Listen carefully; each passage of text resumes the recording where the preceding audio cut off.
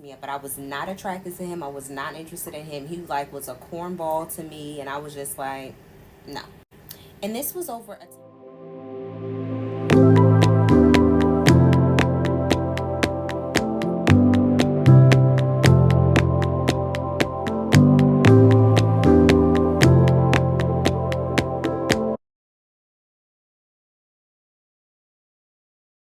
What's up, y'all? Welcome to Story Times with me, Mimi, okay?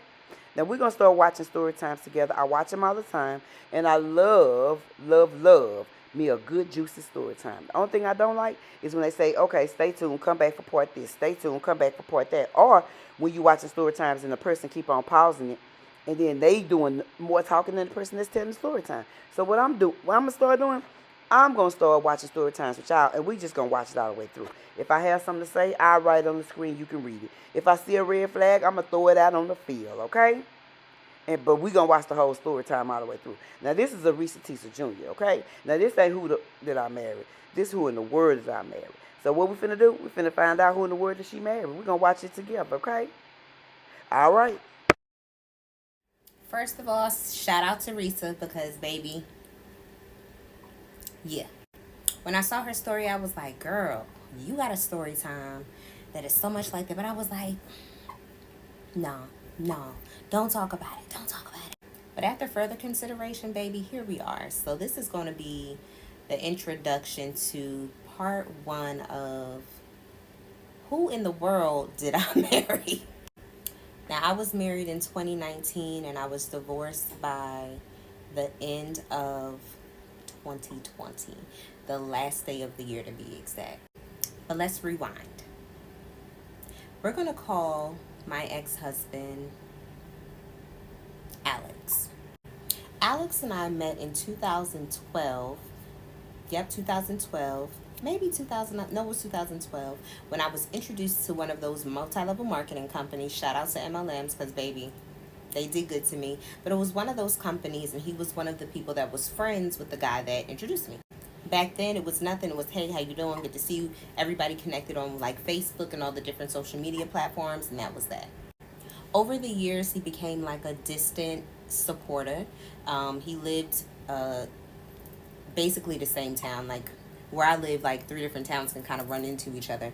But he became like a distant supporter on social media. But then I also started to see like he would always comment on different photos, and like it was like he was like trying to gas me up, but I was not attracted to him. I was not interested in him. He like was a cornball to me, and I was just like, no.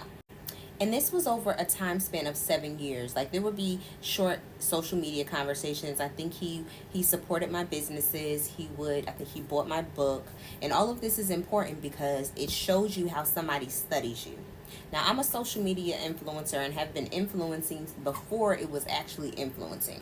So over the years, I've been sharing my story. I've been very public about my successes, my failures, things of that nature. So it wasn't a surprise. Some things wouldn't be a surprise for someone that has been following me so long to know.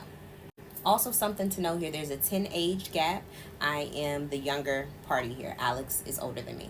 I've also shared some, like a lot of love and relationship. I'm a love and relationship certified life coach, and I shared a lot of like things that I desired on social media even way back then. Like now, if you've been following me, you know my content is like a little bit more geared to single women. Back then it was just like my personal page. I was just sharing my own personal thoughts and things like that. But he was following me and he was keeping up. I should have known when he actually ordered my book that that was a red flag, because looking back now, I'm like, when you read that book, you got a lot of information about me that I willingly released because a lot of people read the book, but I talked a lot about what I wanted in a future husband. So this carries on for a few years. He's this distant supporter. He's like, you know, the guy that's always in your comments, and you're like, oh, here he go again, always commenting, but you know, it's always nice, it's always pleasant, so you can't just be like rude to them, right? And I just wasn't a rude person anyway, so if the compliments, I'm like, thank you, I appreciate that, thank you, and then like the little like flirty comments I would just ignore. So this goes on for several years just on social media. That's that.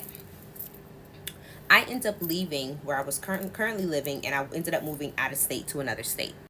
While I'm in that state, I was there for about 2 years, and towards the end of the second year, uh, Alex was back in my DMs and was back like trying, like this time he was like seriously trying to shoot his shot. So this was about August 2018. I remember he slid in my DMs responding to something that I posted about a husband, and he was like, I was asking God if, if it was his will, but I don't think he wants me to move to where I was living. And I was like, well, you're not my husband. Straight like it. I was like, you're not my husband. Now, I didn't know this then, but I found out later that when I said that to him, he decided that he wanted to send up a special prayer for my mind to change. And if anybody knows anything about witchcraft, you can put one and two together and know what kind of prayer I'm talking about. And me with my saved, sanctified self was not in the right place. Like me and God, we was not on bad terms, but I had just went through something in the church where I was just kind of like, I'm cool. I wasn't really reading my word. I wasn't in prayer like I used to. My discernment was still there, but it, you know what I'm saying? I was in a very vulnerable place. Now, that's not an excuse. I'm just letting you guys know, because everybody wants to know, well, how did you fall for that? If you said that wasn't your husband and he prayed a special prayer, how did you fall victim for that? Some of y'all falling victim for it right now. You don't even know it. So eventually, he kept being persistent, just having small talk with me. So eventually, I was like, well, Jennifer, let's just see what he's talking about. Like, I wanted to be married. I had been engaged before. That was 7 years prior. We didn't get married. And I was like, you know what, you do want to be married. Let me just see what he's talking about, right? Big mistake. He goes on to tell me how he has this call to ministry, how his parents are in ministry, they have a church, and tell me all of these things. I was looking at my phone to see if I still had the exact messages, and I couldn't find them because I'm pretty sure I deleted everything since then. But telling me all of these things that I was like, wow, this sounds like a lot in alignment with what God's been telling me about my husband. He's checking the boxes. He wants to be married. He wants to have kids. I'm asking all of these different questions. And, I'm like, all right, well, maybe I'll give him a little bit of a chance. Mind you, this is long distance at the time. He starts off very strong with these, like, sending me these notes, like text messages every day that had, like, prayers on them and, like, all this inspiring messages. And, in my mind, I'm like, that's a good thing. But every time I would get them, I would wake up and see that he had texted me. I was so vexed in my spirit, and I was like, Jennifer, why do you feel like that? He's being nice to you. I know now that that was God trying to tell me early on, hey, abort mission. But because I was not in God's face, I wasn't listening. I wasn't in God's face. I wasn't in prayer, and I was going based off my own understanding. I shook it off as, Jennifer, you just tripping. And remind you, I'm not physically attracted to him. I'm just like, this is a nice guy. I am like, well, maybe, Jennifer, you need to try something different. I'm trying to like talk myself into this. And because he's a nice guy. And, he's sending the flowers. He's doing all the things right. I mean, CashApp here. He know I love crab legs. Go have crab legs. Even to the point, y'all, where I had my god kids for, they had came to visit and they needed to get back home. And he was like, well, I'm going to come down and visit you, and if they need to, they could ride back with me. So let me also make note of this. This is somebody that is mutual friends with people that I know that have also signed off and said that this is a good guy based off what they know, right? Because everybody's experience with somebody doesn't have to be the same, and all the experiences can be true. So that's another reason why I'm like, Jennifer, you just tripping because he's being really nice to you. You're still you might just be a little burnt from a past situation. Like, give him a chance. It's okay. But anywho, he was like, if it's okay with the mom, I'll take them back to North Carolina. So the mom was like, oh yeah, cool. He knows so-and-so. Everybody say he's a good guy, cool. Yeah. Go ahead. That's fine. Takes them home. And I think now we have gone from August of 2018 to I think I actually start like paying him more attention in December 2018, and then this was around, I forget the exact date when he took my nephews back, but nonetheless, we're there. But, there's the FaceTiming every day. There is the, what do you need? You need an oil change? Where's your gas at? What do you need for this? I want to marry you. You're so beautiful. All the love bombing, baby. So then let's move to, I think it was March. I think it was March of 2019. He had a business trip um, and wanted me to come with him. And he was like, yeah, I'll fly you first class, all of the things, we go, wines and dines me, whatever I wanted, the world was mine, right? But I was never sold on him. And my best friend till this day, she's like, you would always say, like, you just didn't have peace about something. Then one day I'm on the phone with him and he is going to a routine doctor's appointment for to check on his heart and things like that. And when he was leaving the doctor's appointment, he's on the phone with me, and his doctor called him back and said, hey, I need you to get to the ER right now. And little did I know that from that moment forward, my life was about to shift and change. Okay, part 2 of Who in the World Did I Marry?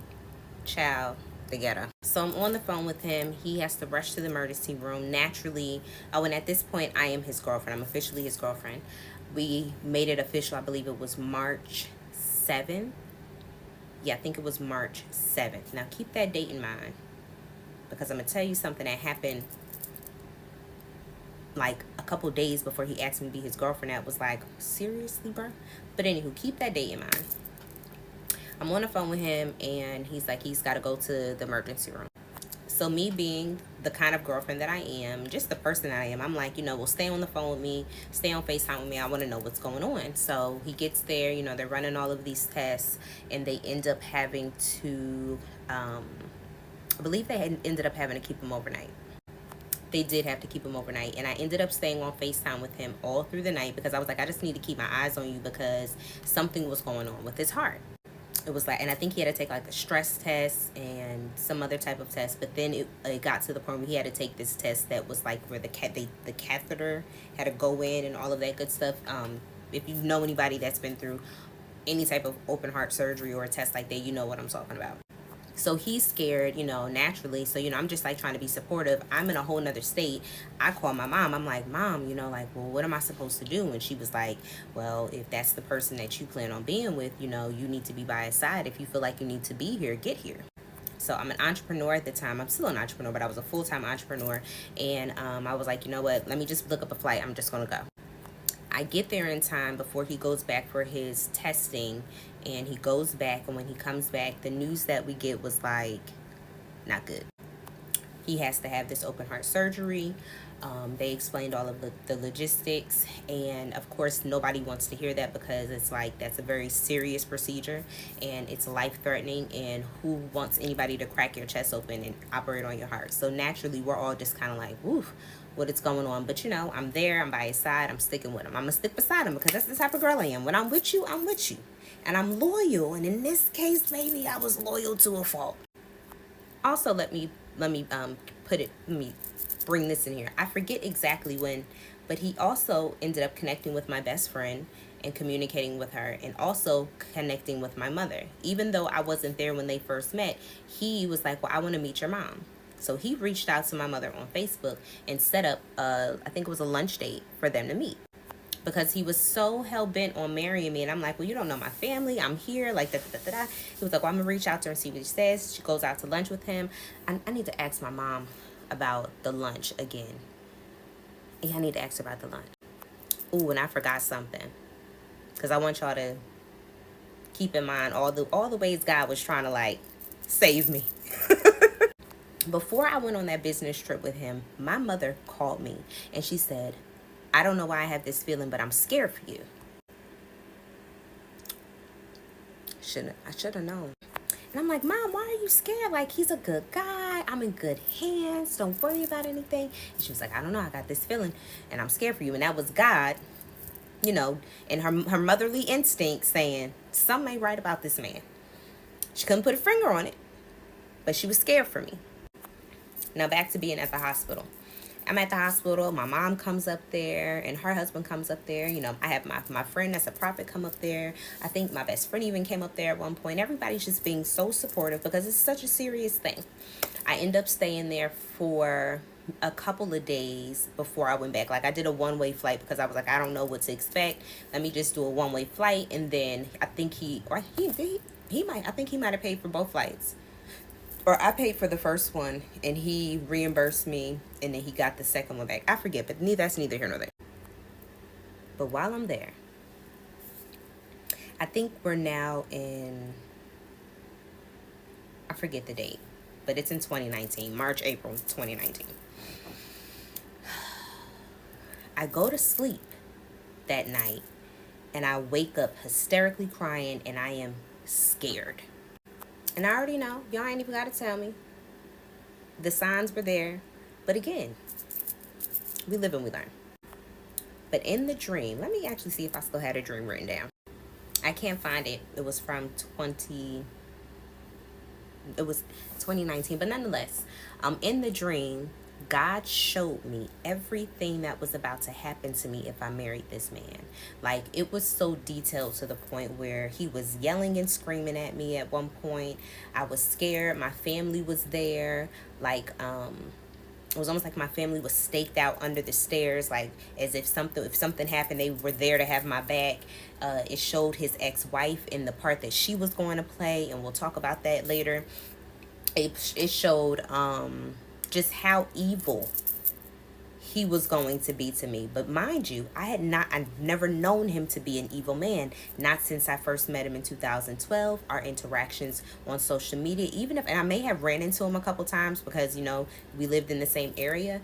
Every interaction was always pleasant. And up until this point, every interaction was pleasant. So when he sees that I'm like upset and I'm crying, he's like, "What's wrong?" I'm like, "I had this dream. You were being so mean to me. Da da da da da." Like, I am terrified. Okay. And I really didn't, I understood my dreams, but didn't understand my dreams like I understand my dreams now. But God was warning me, baby, that if I went through with being with this man and marrying him, and we weren't even engaged yet, that was what my life was going to look like. So he does no, I would never do that to you. No, babe, you just had a bad dream. So I'm like, maybe I did just have a bad dream. Maybe I'm just tripping because he's talking about marriage. The last time I was engaged, it was very devastating. And maybe I'm just tripping because I'm scared. I get back on the plane. I go back home. We figure out when he has to have his surgery, all of that jazz. We had a timeline for how we wanted to do things as far as getting engaged and getting married. And of course, because of the open heart surgery, that expedited things. Naturally, I want to be there for my man. I want to be there by his side when we do this, right? So that's what I do. In this time period, he's talking about rings and things with my best friend, showing her rings. One of them, it was like, who is wearing that? Like, do you know me? But the ring that he ended up getting ended up being beautiful. I think my best friend picked it out. My mom or my best friend, I'm not really sure, but everybody co-signed on it and made sure that I got a ring that was of my standard. Now, again, he's in connection with my mom. My mom is building a rapport with him. They're building a relationship. She's like, "Oh, this is my son-in-law, da da da da da." My best friend is like, "Girl, he's being so intentional, like telling me all the things." Meanwhile, I'm still over here like, I don't know. But I'm telling myself, Jennifer, you're just fearful because you don't want history to repeat itself. When Luther said, "Wait for love," I should have waited. So my birthday's coming up. And there's all this talk about, I want to do this big thing for your birthday. I'm thinking about, of course, it's all extravagant. Flying you to Mexico, or it's flying you here, or doing this or doing that, blah, blah, blah, blah, blah. And I'm like, yeah, that sounds good. That sounds good. At this point, I'm kind of used to him like spoiling me and giving me all this stuff, although it always felt overwhelming. But I remember a good girlfriend of mine, she was saying when she first met her husband that his love felt overwhelming and they were fine. They're still together till this day. So I'm like, well, maybe I'm tripping, Jennifer. Like, he's being good to you. And just to be clear, there were feelings developing during this time because after spending a certain amount of time with somebody, you do start to care about them. There was love there. And I'm like, Jennifer, it was almost like I hate to say it like this, but it was like I was forcing myself to love him. In a capacity that I didn't want to. It was like one of those, well, you're not really attracted to him, but you're attracted to who he is and who he presented. Let me say that. Okay. You're attracted to who he presented and what he was offering you and what you thought was good character, blah, blah, blah. So now it's time for my birthday surprise, and all I knew was that I was flying to where he was, and then I would know the rest of it pretty much when I got there. And that's where things get a little interesting. This I would like to call, this was my get out of jail free card, and I didn't take it. And God kept giving them to me, but I didn't take it. So I fly to where he was living at the time, and it's my birthday. All right, part 3. Who in the world, who the heck, what in the why, girl, did you marry this man?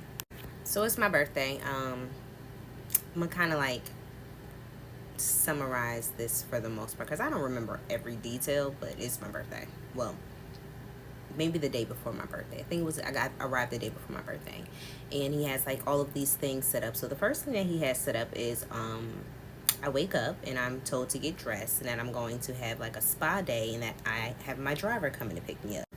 Now, mind you, y'all, he has his own house. I'm staying with him at his house. We're going to talk about the house later because all I'm going to say is he ain't have no business getting me a driver with his house being the way that his house was. Anywho, gets me a driver. I think it was one of his friends that has a car company. They picked me up from the house. I think that that's dope, you know. I might have got some flowers or something too. I don't remember. But, you know, I go get my massage, spa day, all of that good jazz. After that, we go have lunch with his daughters at one of my favorite restaurants. So I was like, okay, that's cute, you know, inviting me into the family, incorporating me, and all of that good stuff. And then what happened after that? I think I had like some rest time per se. But the whole day, y'all, I just was like, this man is gonna propose to me, and I just wasn't settled yet, right? Like, I felt like I needed more time, and Lord knows I did. I should have just listened to God, like, from the first time. The first time that I responded to that man in August of 2018 and said, but you're not my husband, I should have just exited the chat and never came back. But here we are. Dinner reservations. We go to, he has a hotel room decorated for me for my birthday, all of that cute stuff. And then we have a dinner reservation at this really nice restaurant right across the way. So I'm like, okay, cool. We go to dinner. That's cool. We go to dinner, blah, blah, blah. And he's like, oh, basically he was trying to like tell me that after that, the driver was going to come get us and he was just going to take us downtown, and we just were going to like, have a night on the town and have fun for the rest of my birthday. But I know that something's up. I'm like, yeah, something's up. So we leave the restaurant and go back to the hotel, which has like a rooftop where you can kind of like go up there if you want to grab a cocktail or just kind of like kick it. He was like, hey, let's go upstairs while we wait for the driver. He's running behind. I think that was the excuse. And we walk outside, and I walk outside to my family and friends, a videographer, and showtime. Now, don't get me wrong. When I finally did look back on my proposal video, it was a very nice proposal, but I can still feel the feelings I felt in that video because it wasn't like the kind of like, when a girl gets proposed to and she's like, oh my God. And like, she drops down and she's crying because she sees her family and she finally notices what's going on. I just kind of like walked in and smiled like, hey y'all, okay, y'all here for my birthday. But then it was kind of awkward because I was like, I know you're proposing, but then he didn't start proposing. And then like he's like mic'd up and everything. He starts this speech. The speech was nice. He was a writer too, so writers, they can write. Manipulators can say whatever they need to say in order to get what they want. So he says a speech. It was nothing that made me like start crying or anything. It was just very sweet, and I say yes, put the ring on, and it's like, I'm going like in my insides. I'm like, Jennifer, this is not really. You don't really have full peace about this, but I'm just going with it. I'm just going with it, y'all. Knowing full and well. Well, I didn't know full and well. I'm not even going to say that because if I knew and I was sure that I knew, I wouldn't have went through with it. I just didn't have peace, and I didn't know why I didn't have peace, and I kept second guessing myself. I kept second guessing my my discernment and second guessing the voice of God that was literally, when I look back now, screaming at me. So, there's cake, there's, my friends there. So we enjoy the rest of the evening. There's no night out on the town. I go to sleep. I forget how long I ended up staying, but, I leave and go back to where I was living at the time, a fiance. Second time I'm a fiance. Second time I'm like a 90-day fiance. I should just know. I should just I've learned my lesson, y'all. I don't want to be a 90-day fiance no more. Let me take that back. I can be a 90-day fiance with the right man. With the right man. But, now it's like, okay, we have a date for the surgery. We're like, okay, that means that I would have to expedite my move. I wasn't going to move to where he was until like August. We're in April at the time, which meant I would have to move by May, which expedited things. I mean, I had to get somebody to take over my lease, which is a whole nother story. The agreement was that I was going to sell all my furniture because we were going to refurnish the house. Because again, y'all, I'm going to tell y'all about the house. Let me tell y'all about the house. We were going to refurnish the house because I was raised in certain living standards. Okay. I was not raised with, I'm embarrassed even saying this, carpets that were stained with dog poop, pee from years of just not cleaning, wallpaper that was from the 19 looked like 50s on the walls. I mean, just outdated, didn't look good, just wasn't my standard. So one of the things that he said was like, he was like, well, you can, and the furniture that I had was very girly. So it wasn't like I had like a purple couch. I was living in the city, as a girly girl. I didn't have furniture that would have like meshed well in. So the agreement was that we were going to get new furniture. We were going to paint the walls. Now he had already painted one room. I think that was maybe the kitchen, which was the worst. Child, that one was the worst. I think, and we were that was the agreement. You sell your stuff. We're going to go get all new furniture for the home. We're going to start this new life together. All the lies. Now it's time for me to move. I remember I had to go on a business trip in Colorado. I came back from the business trip. I was already packed up. I packed up my things and I left and I went to go move in with him. Of course, he, paid for all of that. I pocketed some money from the furniture that I sold. It wasn't a lot of furniture. Like, it wasn't a whole lot. But, I'm under the pretense that we're going to get this new furniture. We're going to redesign this home, yada, yada, blah, blah, blah. All lies. So I get there. I think I moved in the day, like maybe 2 days before his surgery, 2 or 3. I think it was 2 days, maybe the day before. Don't quote me. Nonetheless, his family is there. Everybody's moving my stuff in. This is a big transition for everybody. We got the fiance moving in. We got the heart surgery. It was just, a lot going on. So, I'm excited on one hand because I'm like, okay, Jennifer, like, this is what you've always wanted. Like, you want to be married. One of my dreams was that my husband would move me into a house. Like, I wouldn't have to worry about housing because when my husband came along, he would already have a house and he would move me in. So I'm like, this is what you've been praying for. So, I'm like falling in love with the idea of this becoming, like our girl said, like, this is a dream come true. I'm getting the fairy tale. And wasn't no fairy tale to be found. But so, him and I had decided privately that before we were going to go into surgery, he told me he didn't want to go into surgery without me being his wife. So I was like, well, we can just go to the courthouse. I don't know if it was my idea or his idea, but we agreed. I'll say that. We agreed to go to the courthouse. We got married, and this is the day before the surgery. We didn't. Well, I told my mama. My mom was pissed. She ain't really tell me how pissed she was at the time, but she was pissed because she had told him not to do that. But the ink had already dried, baby, and we're going. Excuse me. We're going into surgery the next day. Go into surgery the next day. Well, that night he had to do all his prep, all the things that you have to do. I'm being the supportive now wife that I am, and I'm like helping him get ready. Everything's still on the up and up. He's still treating me like a queen. And then the next day we get ready to go into surgery. And after surgery, everything changed. All right, we're back. I think this is like part 4 of Jennifer, what were you doing? Who in the world did you agree to marry? And I remembered something that I didn't mention in the beginning, in the beginning of the love bombing, was I had posted around Christmas time of 2018 several things I wanted for Christmas, and one of the things I wanted was an air fryer. And he saw that and he was like, "Can I get you the air fryer?" And I was like, and I'm like, he was like, I was reluctant, and he was like, "It'll be like," he said, "it'll be me sowing a seed into you." So I'm like, all right, go ahead, sow the seed into me, So he got me the air fryer as a gift. And this is before, we're in a relationship or anything.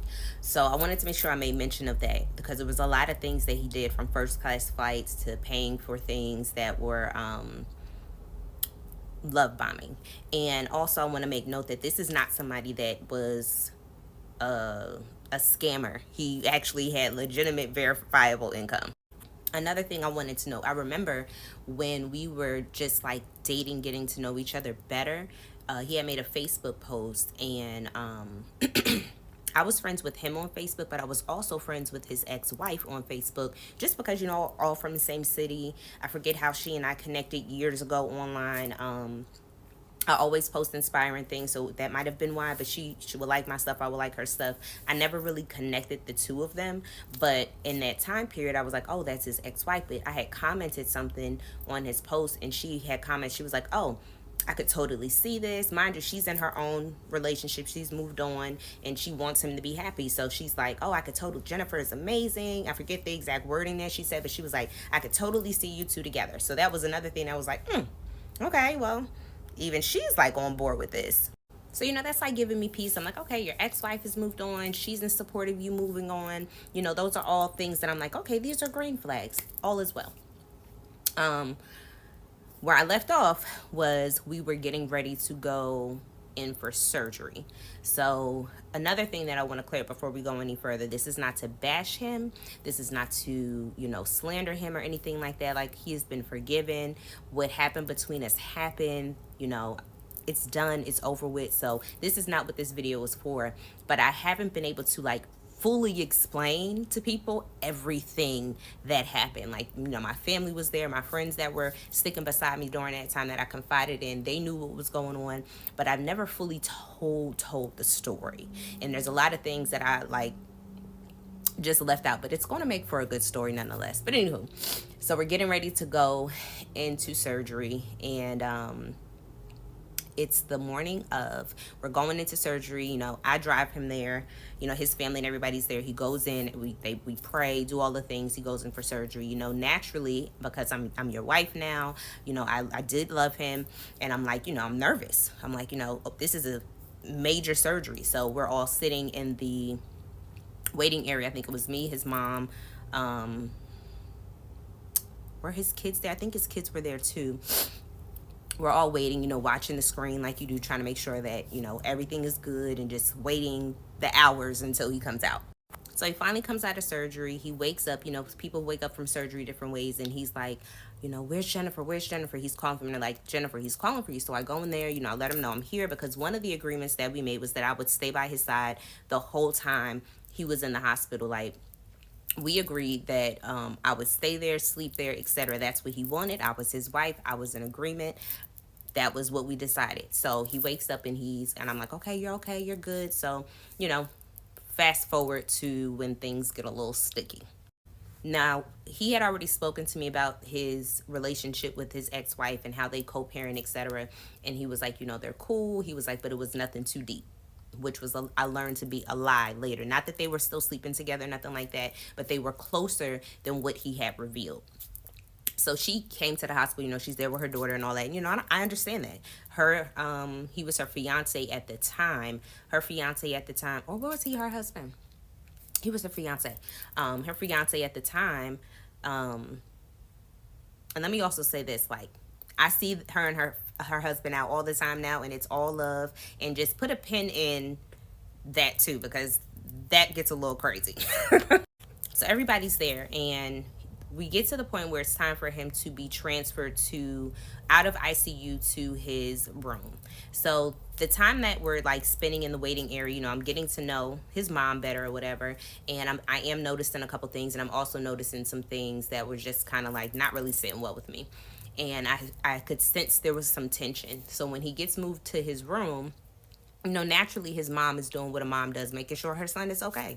And I have nothing against that. But they got to a point where it was like she was trying to boot me out. I had to free up some storage in order to record this. So I'm back. But part 5 of Jennifer, you crazy as hell for marrying this man. Okay. So I felt disrespected. She came in there and she did what she did. And I called my mom. I told my mom what happened. And my mom's like, because my mom had just left from visiting, she was like, do you need me to come back up there? I said, absolutely, because I'm going to say something. Like, I'm going to say something. Now, when we sat down and we had the conversation, it started off respectful, but because she looked at me as a little girl and not the grown woman that I was, she thought that she could talk at me, et cetera, et cetera. It became a heated discussion, and I revealed to her, I was like, well, I'm his wife. Shane like that, because Shane know, and her son had kept that from her. So, probably not the best timing, but we live and we learn. Nonetheless, she runs back into his room. She's upset with him, getting him riled up, which is the wrong thing to do because he just had open heart surgery. He doesn't need the stress. Everything calms down. I forget exactly what words were said and what he said, but I think he was like, I can't have this stress and da da da. And I was like, you know what, he's right. He shouldn't have that stress. So she ends up leaving. I stay. Him and I have a conversation. We talk it out because, again, we're married. So after that night, I decided, I was like, you know what, I'm gonna clear the air tomorrow because at the end of the day, I don't want to start off my introduction into this new family like this. So the next day, I talked to her, and her husband is with her. I talked to them. We have a good conversation. We clear the air, all is well. You know, I stayed with him for the rest of his stay at the hospital. He did not like the way that everything went down, but to my knowledge, I thought, it was over with. Everybody was forgiven. Everybody forgave each other. We're moving on. But if you know anything about people that have toxic behaviors, and I'm not saying that he's a narcissist, but he mirrors one. Once you do something wrong, they don't forget about it. Or something they deem wrong, they don't forget about it. I also have people in my corner, my wise counsel and everything, they're telling me like how I should have handled it.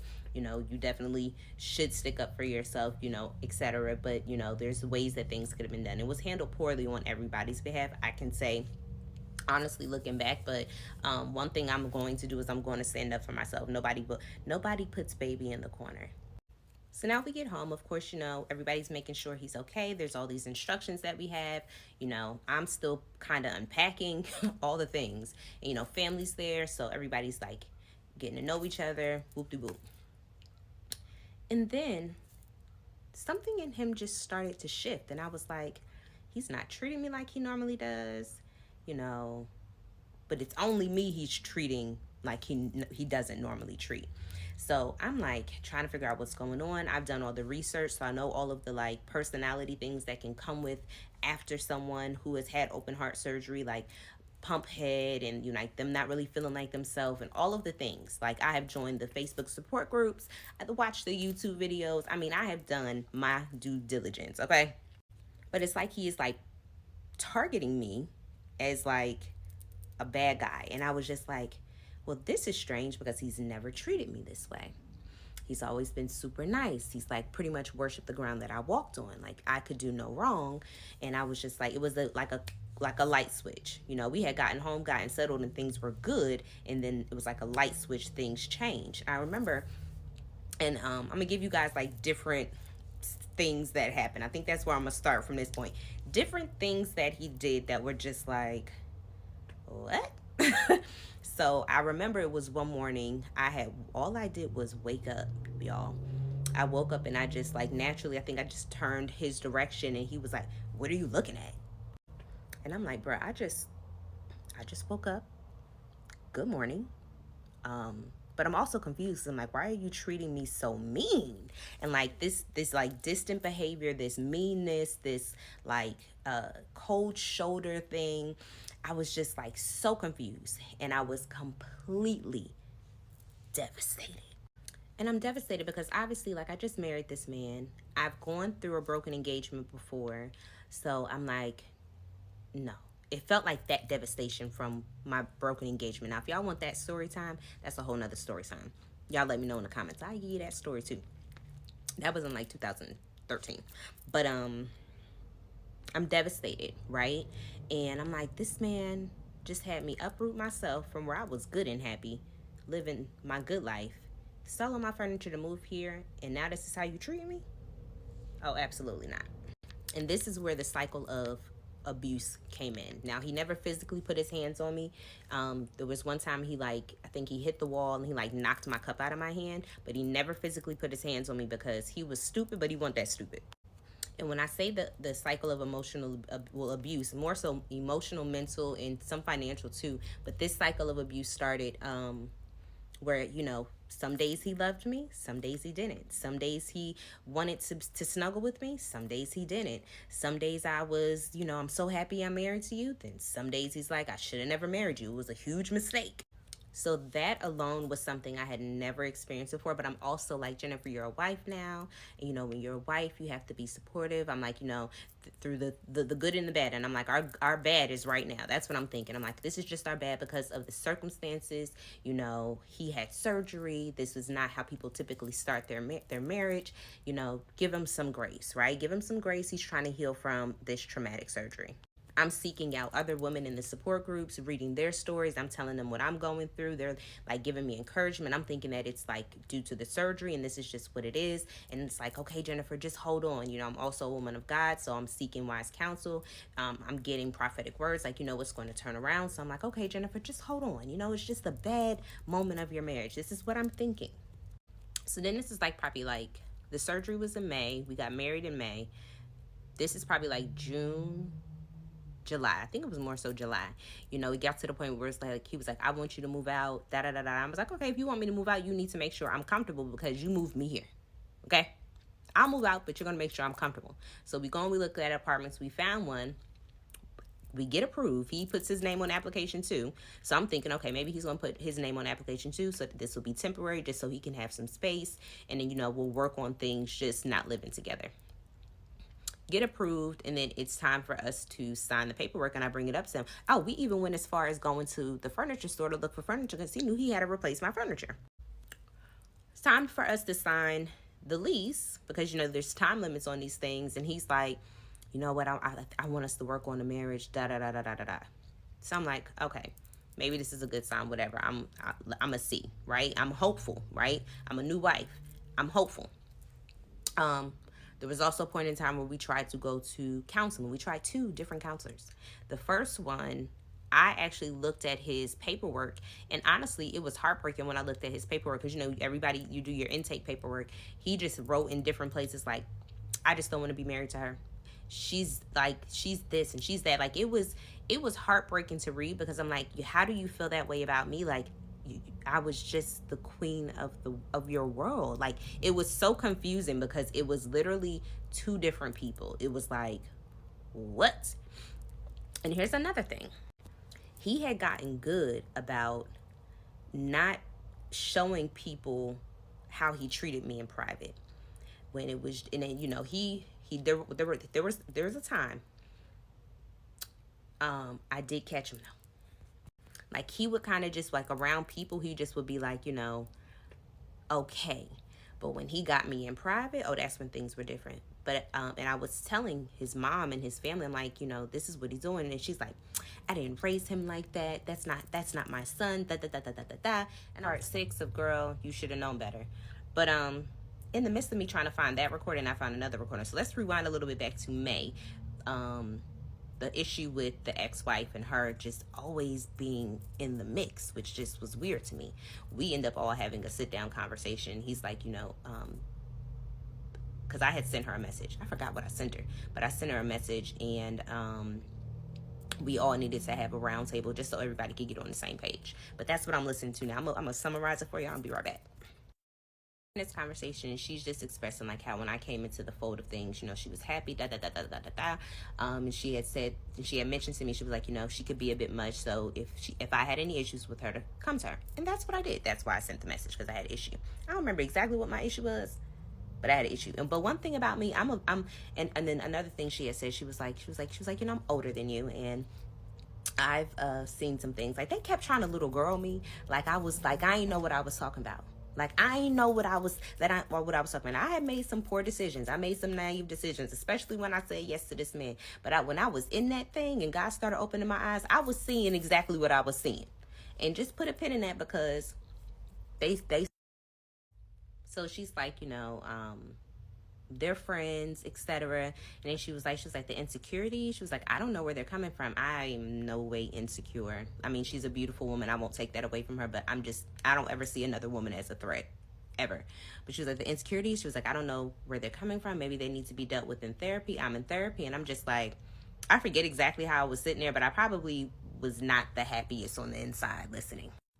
So as I'm listening to the conversation, it was beginning to go left, because it was like she was expressing how, how her child felt about the situation, and how she didn't take to that, and how she didn't like that because it was her child. And, listening back on, I'm like, I get it, I understand. But the way she was talking, though, I think he looked at me and probably was like, oh, she gonna swing on her. She gonna swing on her, because I'm not an arguer.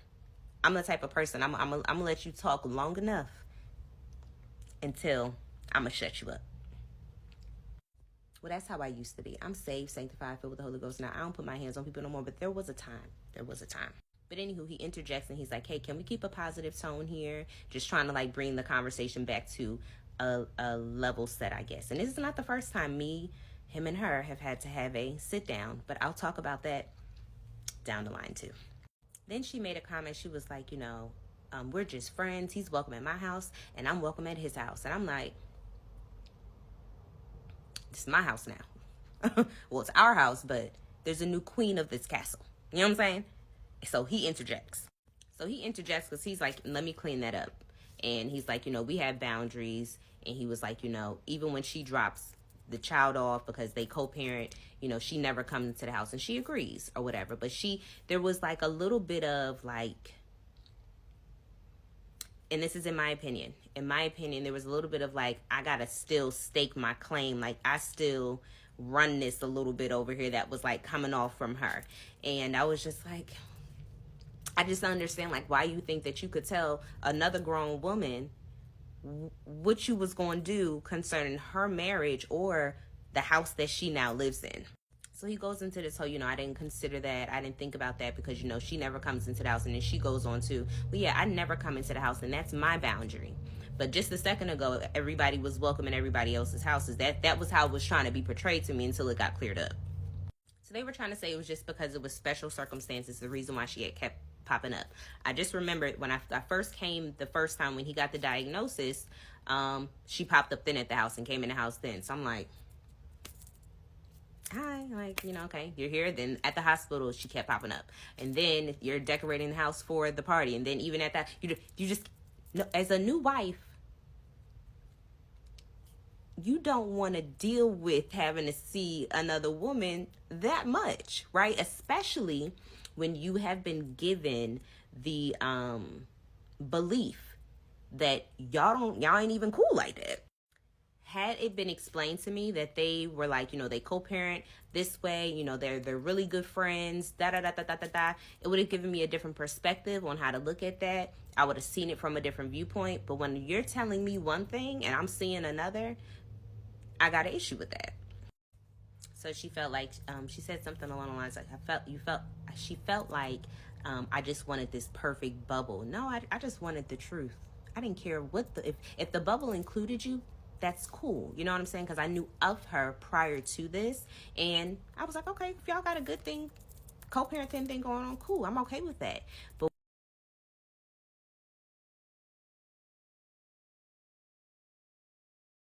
to the other recording where the one that I sent his mom, he's basically telling me, he's like, I've been trying to be nice, but you really pressing me. And I'm trying, and if you can't just leave me the F alone, then you can go. And I was like, and I said it in just the same words I'm about to say. And I said, But I'm not bothering you, because when I tell y'all I was not bothering this man, I was not bothering. So he goes, it's a shame you think this is a game. And I was like, I don't think that this is a game. I do think you need some help. Like, I think you need to go sit down and talk to somebody because you acting crazy. I gotta stop laughing listening to these. I wish I could just play them for you. Because the comedy. He's like, I feel the way I feel, and you're just making it worse.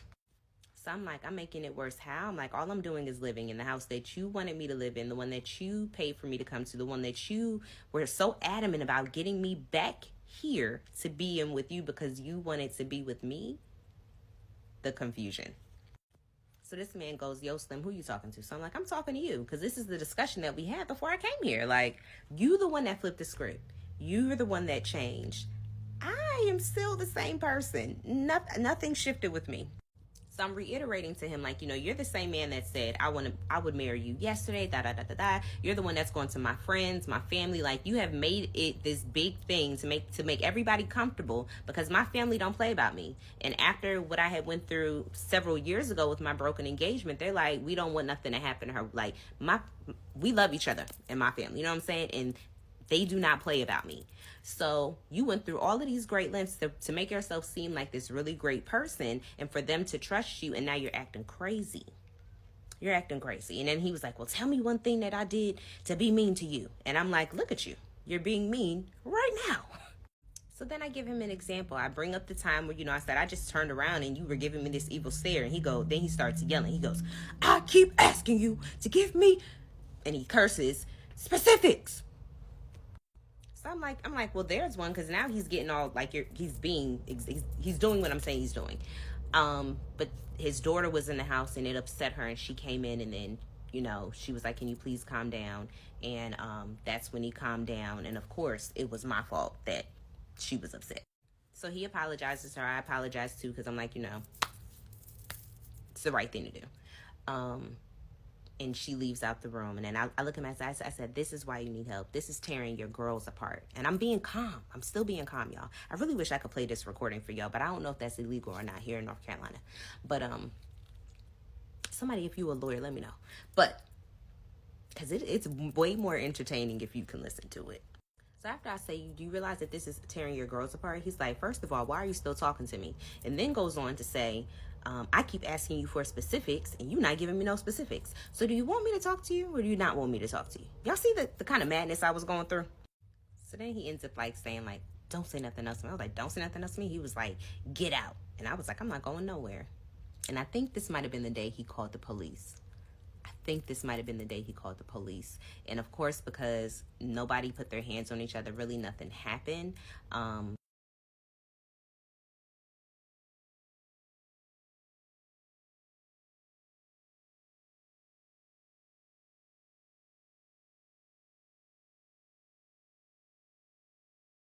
There's just so much to unpack, because I forgot about so many different recordings that I have in my phone, y'all. I think I'm gonna just call this next series Just Listen, because I'm listening back like, boy, this was a hot mess. But nonetheless, he tried the whole police thing. That didn't work. And mind you, in the midst of all of this, we still have this back and forth. Like, we're still being intimate. We're married. There's these sweet moments, and then there's these sour moments. And then it's like this back and forth. He wants me here. He doesn't want me here. It was all over the place. Emotionally and mentally, I was like, phew. We tried the counselor. The first counselor didn't work. Tried a second counselor. At some point, the second counselor didn't work. So then I went to therapy for my good self. And that was probably the best thing I could have done that whole time in that marriage. Next. Okay, part 7 of Girl. Just Girl. But I want to bring you guys into like, okay, well, what was I doing during this time? So I'm like, okay, Jennifer, you need to get back in your word. You need to be praying. You need to be fasting. You need to be seeking God. I think I went to Sarah's conference, and I'm a conference girl. Like, that ain't nothing new. I didn't just meet Jesus or anything. I was going to conference. I was going to church. I was really, really like honing in on like wanting to hear God, but it was very cloudy because I really couldn't hear what God really wanted me to hear versus what I really desired to happen. Because the reality of it was like, I didn't want to fail marriage. I didn't want to, publicly be embarrassed, because now this was yet another relationship, and I've only ever posted 2 relationships publicly ever in my life, and both of them I was engaged or married. And I'm like, I didn't want to have to deal with that, you know what I'm saying? So I'm like, I'm going to fight for my marriage. But I also made a promise to myself that if this didn't turn around within about 6 months, I was out of there. Because you also have to remember at this time, like, I'm very big on self-worth. I'm very big on women standing their ground and not letting a man do them dirty, etc. And remember, I'm giving him the excuse and the grace of this is because of the surgery. This is like a reaction from the surgery, yada yada, whoop de whoop. So that's how I was governing myself as a wife. I'm praying, I'm fasting. There were even times like I would leave, I would get up and go into his office, and that's where I would spend my quiet time. He would like barge in there looking around and doing crazy stuff even in that. Like, and y'all, most of all, let me say that, if you understand people with that type of toxic personality trait, you understand that in the spirit realm, it is spirit of Leviathan, it's a spirit of pride. And that thing was manifested real bad. But in that time, you know, I was like, I'm going to give my best shot. I'm going to fight for my marriage. It's the first time I've been married. I'm at least going to try to fight. So that's where I was at that point in the midst of all the chaos going on. But let's get back into the story. I think at this point, this is when I go to therapy. I start going to therapy, and wonderful woman, can't thank her enough to this day. You know, the first couple of sessions, I'm just introducing her to what's going on. You know, every session it was something new. Every time I came up in there, it was like, what happened in your circus this week? Because that's really what it felt like. It felt like a circus. I just finished listening to another recording. So this man would antagonize me. This is some of the circus stuff that was going on. That's what we're just going to call. We're going to call this next part, welcome to the circus. He would antagonize me because I would, you know, when you are with someone like this, one of the things that they do is they deny you the love that you want. Like in the beginning, you know, shower with me with compliments and love and affirmation and da-da-da-da-da-da, and then he snatched it away. Right? So one of the things that we had been discussing, I was like, you know, well, you're not really affectionate, da da da da. And he was antagonizing me one day, and he was like, he said on this recording, he was like, we must have had just finished arguing because I was pissed in this recording. And he was like, you still want hugs and kisses? I guess like in the middle of the argument to antagonize me. And I was like, no. Something else that would happen in this circus. So, you know, after this major surgery, you're not supposed to drink. I would find airplane bottles in his pocket because he was sneaking off and drinking. Something else that happened in this circus, he wasn't supposed to be driving for a certain amount of time because just had open heart surgery. And we had came back from one of the therapy sessions, I believe, one of the just terrible therapy sessions. And he runs out the house, grabs his keys, hops in the car. It's funny because I remember it. And for people that have had heart surgery, they give you a heart pillow. And I remember looking out the window, and all I see is him with the pillow right here and him driving away. And I'm looking out the window like, Lord have mercy. So, of course, you know, like I'm telling my mom, I'm telling his mom, I'm like, this man just left. He ain't supposed to be driving. Everybody's like, what is he doing? You know, and then I end up having to call his doctor because I'm like, I'm telling his doctor, like, hey, you know, I'm his wife. I'm the one that sees him the most. I'm the one that's laying next to this man every night. When the kids ain't at the house, I'm here 24/7 because I wasn't working. I was a full-time entrepreneur. So it was me and him most of the time. And I told him what happened, and he was like, well, yeah, he's not supposed to do that. And I was like, yeah, I was like, honestly, I was like, he needs some help. He needs some medication. He needs something because he was literally like acting like he had lost his mind. So let's get into another funny story. So this was one of, I don't even know what we were arguing about. It was something, he woke up angry. That was the norm around there. He would wake up angry. And then sometimes he would wake up loving too, but you know, on this particular day, he woke up angry. And we got into an argument of, I don't even remember about what, but we're in this argument, and because he was, I think he was like back, this was when he went back to, I want you to get out, because, you know, it didn't matter what day of the week it was. One day he wanted me to stay, one day he wanted me to go, you know, didn't know what I was going to wake up to. This day he wanted me to go. So he wanted me to go so bad that he took, mind you, this is his mattress. This is after his surgery too. He ain't supposed to be doing no heavy lifting and nothing like that for like 6 months to a year, something like that, some long period of time. He takes his king size mattress, y'all, and takes it out the bedroom, takes it down the stairs, pulls it out to the end of the curb because he's going to get rid of his bed to be spiteful to me. Then this is the best part. It's the best part, y'all. I'm so glad I can laugh about this stuff now. I mean, I laugh then, but I laugh now. Y'all, the best part is after he does this, I'm sitting upstairs. I'm still in the room. I'm taking pictures and I'm sending them like, y'all, this man done took the bed out the room, because it was literally always something. I was texting my mom and my best friend literally every day with something new. He storms back upstairs and he's mad because he ain't got nowhere to sit down because he threw his bed out. Here's another part of the circus. There were some oven mitts in the kitchen, and he was looking for the oven mitts, and I think because I didn't put them exactly back in the drawer or the same drawer, something like that, he lost it because of the oven mitts. Here's another one. Before his surgery, because he had this chain, he gave me this chain to put on before he went into surgery because he can't wear it. So he gave it to me to wear. Then I'm still wearing it after the surgery. One day he comes up and looks at me. He's like, "You stole my chain." I'm like, you gave it to me and told me to wear it. And one day we were texting. I forget what we were texting about, but he says to me, he was like, "You are a terrorist, and I don't communicate with terrorists." I'm like, "I'm your wife." Not really sure where the terrorist part came from. Then one day, because he always accused me of staring at him, and I'm not even the staring type. I'm from New Jersey. We don't stare at people. We get an attitude when people stare at us. So I'm like, not staring at you, but he looked at me and he said, "Stop staring at me. You're either gonna get this meat or you're gonna get this heat." Something else he did to be spiteful to me, like, the little heart pillow that had everybody signed it. The place where I signed it, he scribbled my name out to be spiteful. Then there was always the, doing things and specifically not including me, not inviting me, just going out and doing whatever and not including me, but then wanting to come home and wanting to cuddle with me, wanting to make love to me, wanting to do all these things. Then there was the whole, he wanted a baby, then he didn't want a baby, but he wasn't acting like he didn't want a baby. Then he went and got a pregnancy test because he was hoping that I was pregnant. I mean, baby, it was a circus, and I'm not done. I'm not done. Because now we also need to get into not the ex-wife. The exes.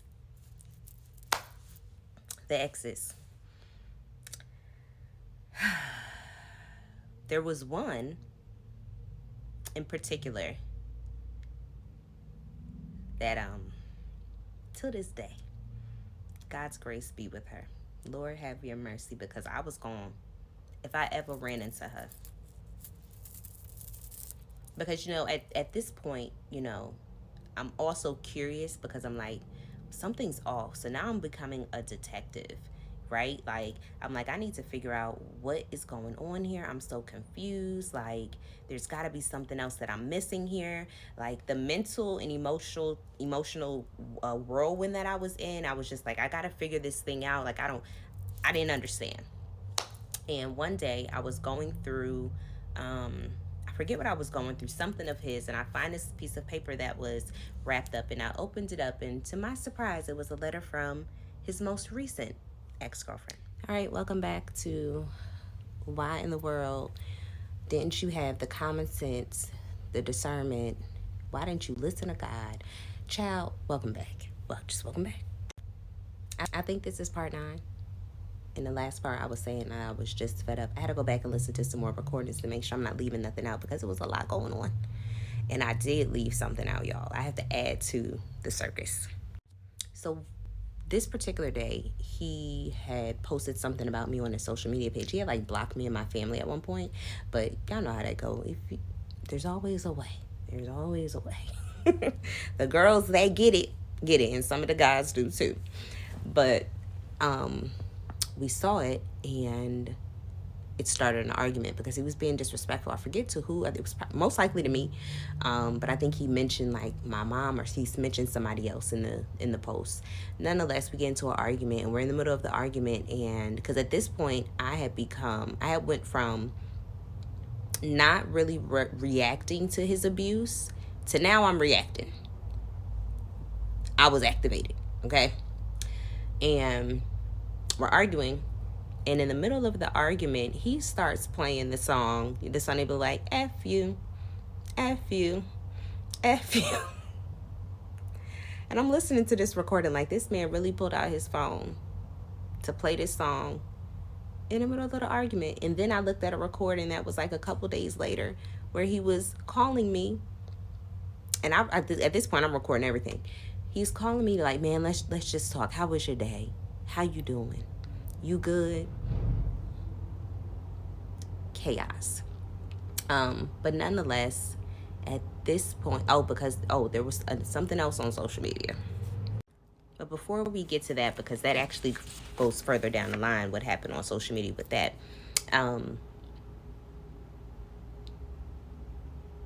fed up, right? So now I'm at the point where I've reached the end mark, and I like basically tell him, in order for me to stay in this marriage, this is what I require. This is what we need to do. We need to go to counseling. This is what I want to go to counseling with. This is what you need to do. Da da da da da da da da. Like I had finally put my foot down. Okay. I can actually tell you exactly what I said. I said, I put up with enough of your behaviors. I'm not happy and you don't care, and I deserve better. I deserve the man that you presented to me. You gave me the representative, but you've actually always been toxic. I said, you need to heal. I've tried to see you for who I believed you were, but no more. I'm not making any more excuses or compromises. Your screwed up perspective is bogus, and the fact that you can't take ownership for this marriage is above me. Either you do what it takes to be the man you introduced me to, or we can part ways. I'm young, driven, beautiful, and deserve what you told me you was gonna give me. I said, you're abusive mentally, verbally, emotionally. I said, I don't know who you are. I'm done trying. I've done everything that I can. You've barely met me halfway. I don't want, nor do I deserve this. And this is where I'm at. If you want to salvage this marriage, it's on you. You fight for it now, because I'm not. I've done all the fighting, mostly by myself, and that wasn't what I was promised. You never deserved me based on this piss poor treatment that you have been showing. I'm not trying anymore.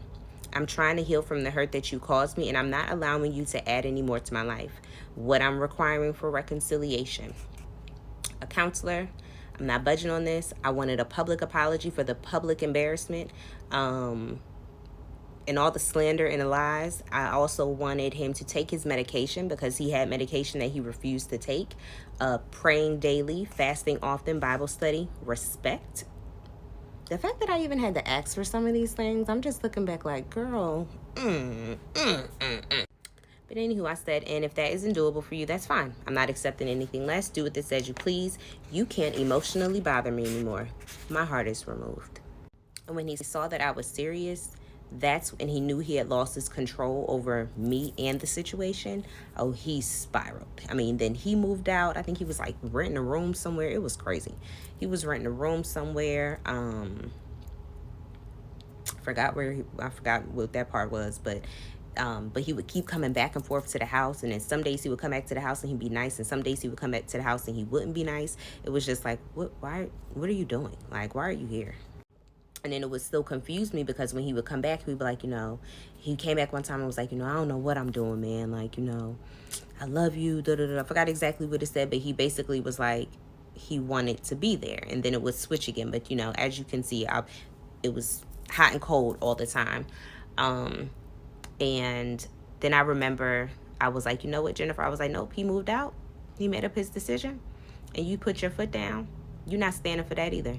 So I went ahead and emailed his attorney, because at this point he had got his attorney involved, and thank God he did. Emailed the attorney. I said, hey, if he's wanting to not be with me and he's left the house, could you please tell him to stop coming here? And she knew he wasn't supposed to be coming back forth either. So then that was that. And then, he went on with court proceedings to get me removed from the house, which was fine. And I know a lot of people are like, well, why you ain't just leave? I was married. I was fighting for my marriage. It was my first time being married. I wanted to try to at least try. Okay, I'm thankful I didn't stay for 7 years. I ended up staying for 7 months. Give me a break. Okay. But anywho, this was then some more social media stuff went on, and this time it involved the ex-wife again, and it was to the point where I pull up to my house after work. Something was said on social media, and then I forget who said what, but nonetheless, it wasn't pleasant. It wasn't nice. You know, they were trash talking. We were trash talking. And when my family and friends get on the internet saying what they want to say, my people ain't got no filter. Like, I'm a bit more filtered now. No filter. And they gonna hit you where it hurt. So she saw whatever was said about her, and I pull up to my home when I get back from work, because by this time I had to start working again, because I was like, okay, I'm done. So then also a part of what my therapist was working with me on was rebuilding my life. So I had to get another car because I told her my car, and I needed to get a job. I hadn't worked a 9 to 5 in like 7 years. My best friend, my dog, hooked me up with a job. It was not a job that it was pretty at all, but I needed to start making money, and I needed to start making money fast. So I humbled myself and was like, look, whatever's going start me from moving from the bottom back up, I'm with it. So I'm working, and I pull into my driveway, and I'm like, okay. And I walk in my house, and it's my husband and his ex-wife sitting in our living room. So I'm like, here we go. So basically, what I'm getting, because I recorded this conversation too, but it's an hour and 20 minutes long. So I'm going to skip through it and just kind of like figure out what was going on. Basically, something was said. My best friend said something about her. She got mad about it, and she tried to be big dog in this conversation. And I'm like, if my best friend was sitting here right now, you wouldn't be saying none of that. Probably wouldn't even have no teeth in your mouth. You know what I'm saying? But this was then. It's not now. But you know how people are. But that's the gist, I think, of how this conversation going. And then was another girl that was involved. This was like their mutual friend. Well, actually, I see her pretty often now. But back then, it was only God that I didn't run into some people back then. But back then, after this conversation, because she wasn't present for the conversation, she was on the phone. This was a good conversation. I really wish I could play. But anywho, it gets to the point where I don't even know why we started talking about him and I, but he's trying to like be big dog, I guess, in front of her. But baby, at this point, because I'm listening to myself, baby, I had it. I was done. I had receipts. I had everything. I was like, look, this is what you said. And I was like, I said, you here. I said, he was like, I said, I'm going to leave. Okay, well, if you're going to leave. And he was like, well, you say that now, but then you say you want your marriage. I do want my marriage. But every time you throw out that you're going to leave, you think that's supposed to scare me. And it didn't scare me no more. At this point, I'm like, well, shoot, leave. Basically, that conversation ended positively between she and I, not with the other person, but that ended fruitful. But it was something else that I just thought about. All right, I'm exhausted. So I am going to take a break to make sure I'm still telling the story in order. There's more to tell, and I will see y'all when I come back.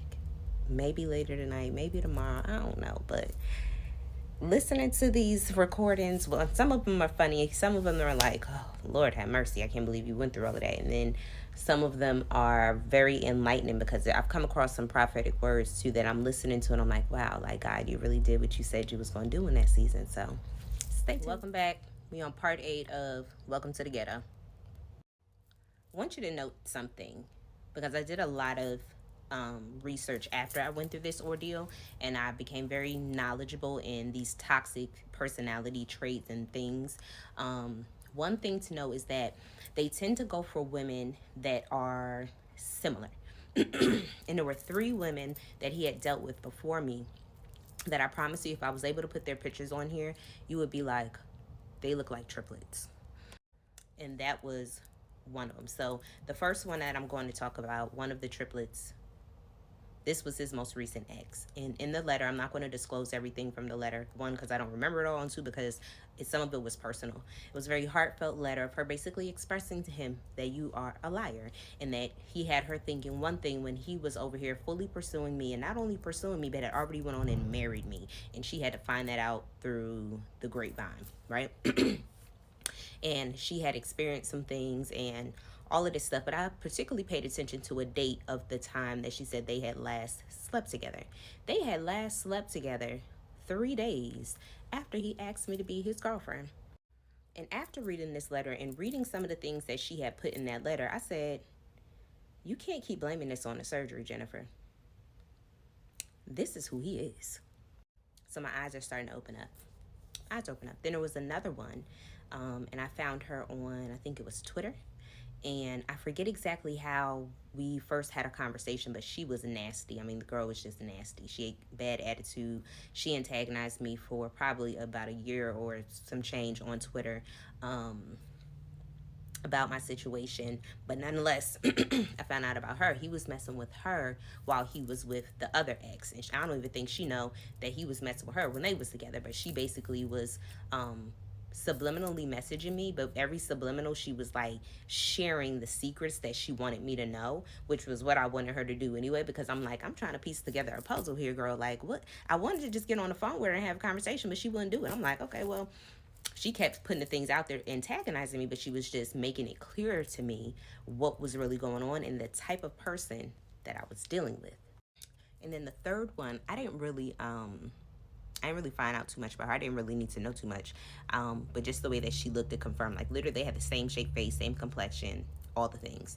But it was just like, oh, okay, so you have a type.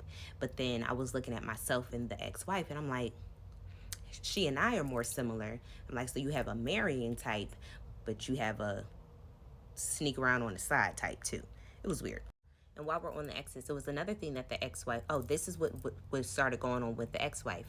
They started like talking on the phone like every day. Like I'm sitting in the bed with him and he's sitting on the phone with his ex-wife, or he's downstairs on the phone with his ex-wife. And I'm like, she's married and you're married to me, but y'all on the phone all the time?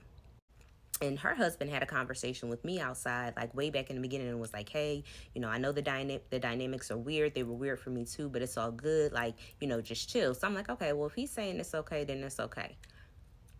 It wasn't okay. Because she one day says to me in a conversation, because she and I had a couple conversations soon, she was like, well, you do know me and so-and-so are like best friends. Confusion.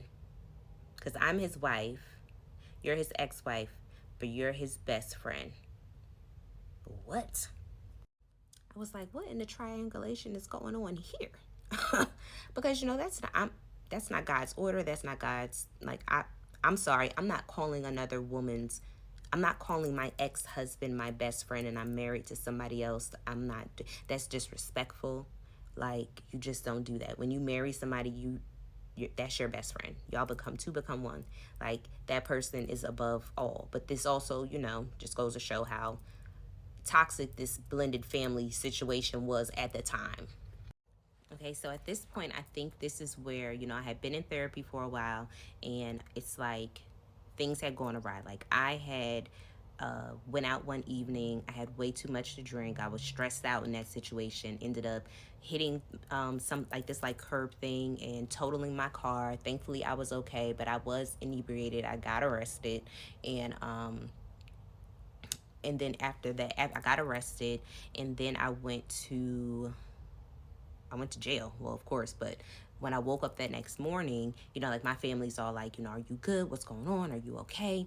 I'm showing my mom like that I'm okay. He didn't put his hands on me and nothing like that. Like I got into the accident. I'm just kind of broke down because I was like, okay, now things have gotten real. Like, Jennifer, this situation is out of control. You don't have control of the situation. You barely have control of yourself. You are emotionally drained. You are mentally stressed out. You are financially tapped. I remember there was a point in time my cell phone was turned off, and my homeboy was like, yo, he hit me up on Instagram, was like, yo, I've been trying to hit you. And I was like, yeah, I was like, my phone is off. I can't pay the bill. He immediately sent me the money to get my phone turned back on. Like I was down. When I say I was down bad, baby, I was down bad. Now, I didn't think this story was going to get me upset because it's really funny. But when, I look back at the situation and just where, like how bad things got, but how God still had his hand on me, I just can't help but be grateful, right? So, at this point,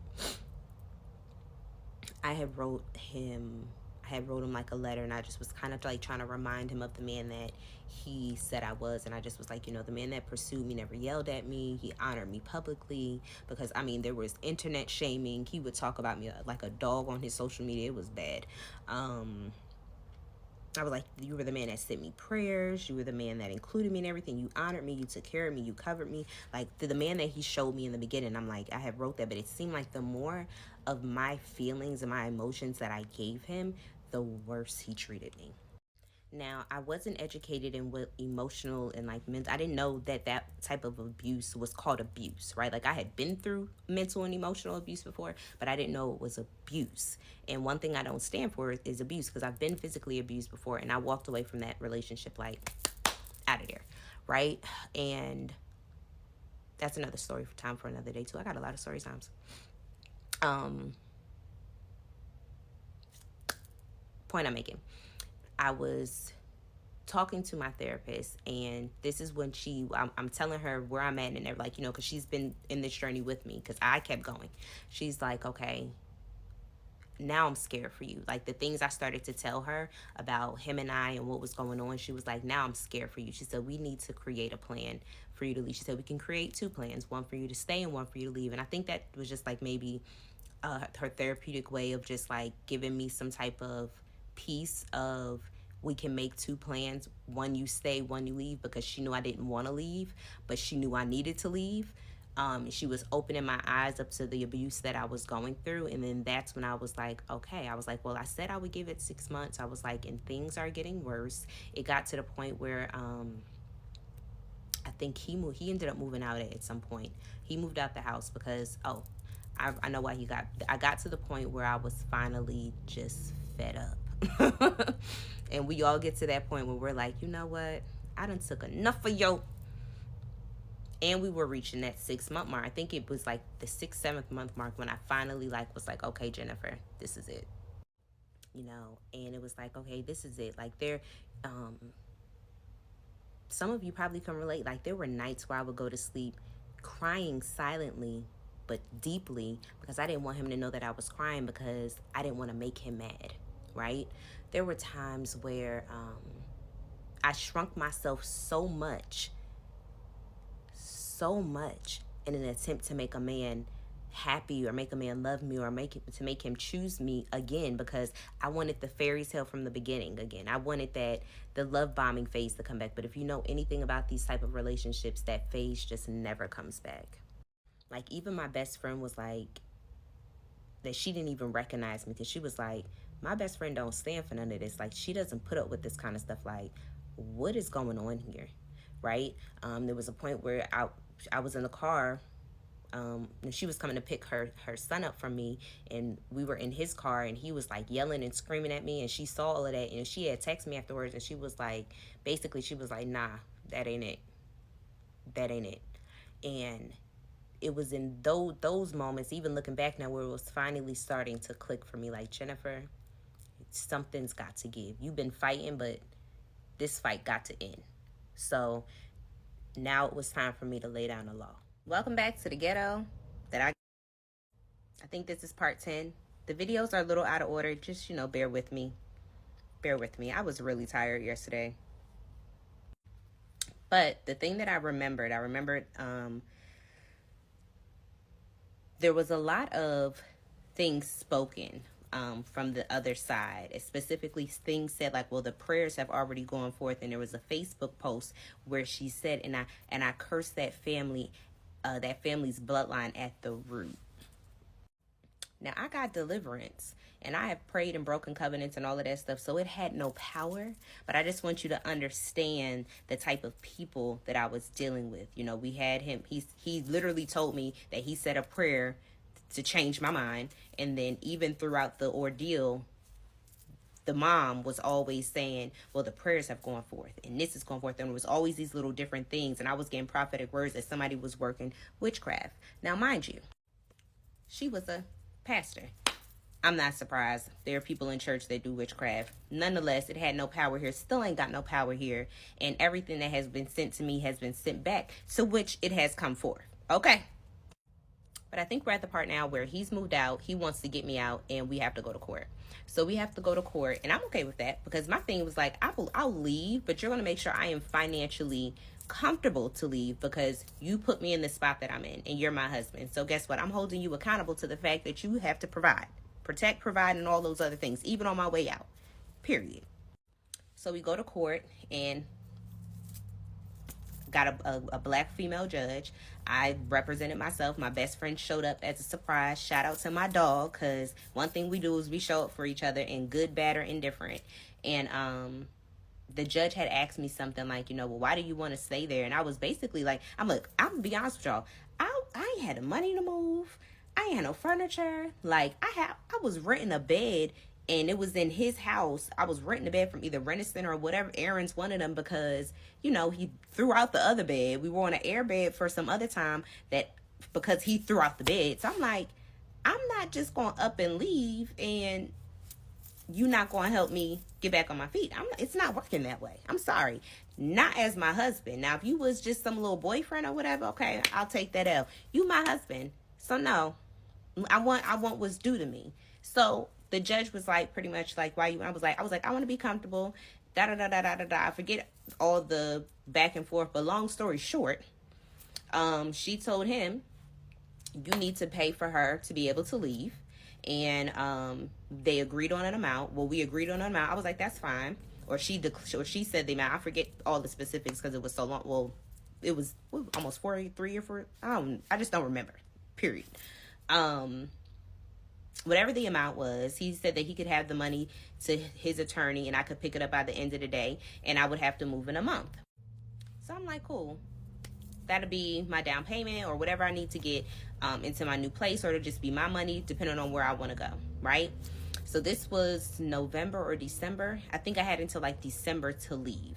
And this also put the separation legally in place, which thank God it did. Because here in North Carolina, you have to be separated for a year before the judge will grant you a divorce. Ghetto. Hated it. But my year was during the pandemic, so we'll talk about that later and how that worked for my good. So, I'm like, okay, I got the money. I was working again. I had restarted my business. So I was like, you know what, Jennifer? Leave. It's time to go. You put your foot down. You're literally walking out what you know you need to do. So, packed up my stuff and all of that good stuff. And one of his homeboys at the time, he didn't want him to know, but he started communicating with me on the side because he felt like what his boy was doing was wrong. And it was. Now, his homeboy also thought I was cute, but that was neither here nor there because I wasn't interested in him like that. You know what I'm saying? I'm like, bruh, like this ain't, I'm not even mentally and emotionally in a space for that. But I'll say this, he was being very nice, and he felt like what his homeboy was doing was wrong. So he was trying to make sure that he could make amends in a sense, I guess, or like try to help out, because at the end of the day, it was like, dang, like you doing this girl dirty. So when it was time for me to move out of his house, he actually came and helped me move. He doesn't know, he didn't know this, but he came and helped me move. And I of course I'm not going to tell him, because I'm like, thank you, because I did need somebody to help me move. So he helped me move out.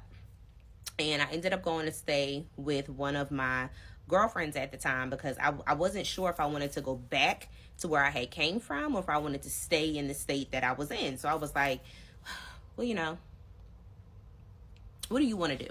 So God actually showed me her in a dream, and I asked her, and she was like, yeah, that's cool. So I was like, give me like 60 days tops.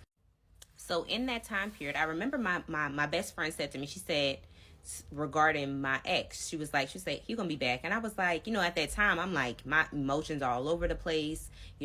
This is like the last straw for me, because I always told him, I said, when I leave that house, I'm not coming back. That means the marriage is done. There is no reconciliation. Like, it is over. And I meant that.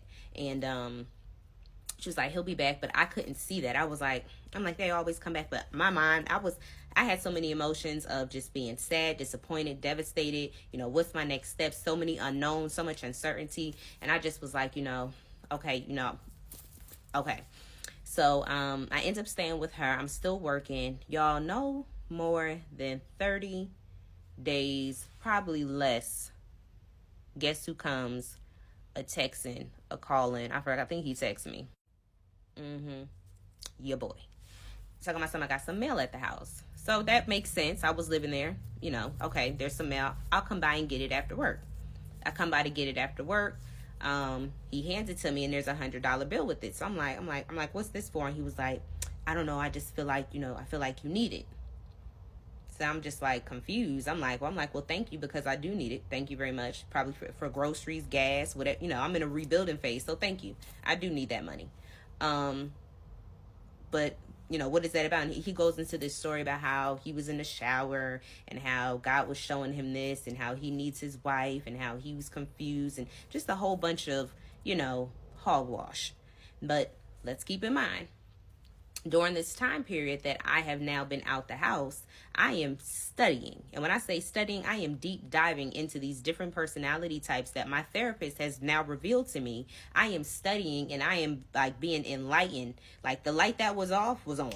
And I was like, wow, I didn't know this. But that's what he was doing. That's what he was doing. That's what he was doing. And not only was he doing it to me, but he also did it to his ex-wife and some of his exes. Because, that was the other thing I wanted to tell you. And one of the things he said in one of the recordings was, because we had gotten into an argument, he was like, it was like I ain't leaving you, I ain't leaving either. And he was like, okay. He said, I was married to somebody for years and didn't want to be married to him. And I was like, so you're used to this. You're used to this. And then I'm listening to conversations that I had with his ex-wife. And I was like, oh, I'm putting 1 and 2 together. And I'm like, you put her through the ringer too. I understand now. The math is math in here. And even I forget what it was that I learned in this behavior, but that's something that they'll do. They'll keep you in a relationship as long as you'll stay and keep you in that cycle. They get a kick out of it. So when he said that, I was like, oh, you've been crazy. But anywho, so he comes back. He's like, trying to be nice, I need my wife, blah, blah, blah. I forget everything that he said, but I just was kind of like, and I'm not going to lie, one part of me was just like, wow, maybe there is a chance for reconciliation. Because again, I'm married, right? Like, I am first submitted to God, and I did not want to disappoint God. And then two, I'm like, this is my first marriage. I look at marriage differently than just like you, my little boyfriend, you know what I'm saying? Or somebody I'm kicking it with. So I'm like, well, I'm looking at it from both perspectives, but I'm also like, Jennifer, you're learning all of this stuff. You knew he was going. Welcome back to part 11. Getting my life back. And part of getting my life back, I went on a journey. And I'll touch on a lot of that later, but I went on a journey of like healing, deliverance, prayer, therapy, etc. And I produced an amazing product called Pressure: Lessons in Love versus Toxicity. It can be found on Amazon. So you can just go on Amazon and put in Pressure: Lessons in Love versus Toxicity. Shout out to my girl Jessica who made the cover for me. And my name is Jennifer Mason. So if you want a copy and you want to learn like my full process of how I learned to date again, how I healed, all the different steps, and some more of the story that I'm telling you right now, but it's on chapter 4, you can grab this book off of Amazon. But anywho, back to the story. So I'm like, yeah, you know what's going to happen. Now I got the playbook. Now I have the playbook because I've been doing my research. I have been watching TikToks. I have been watching YouTube videos. Like, one of my things that I did in the morning was I listened to videos about narcissistic abuse, YouTube videos, when I was in the shower while I was getting dressed. Because I was like, I was trying to understand what happened. When you come out of those types of situations, you're still very foggy.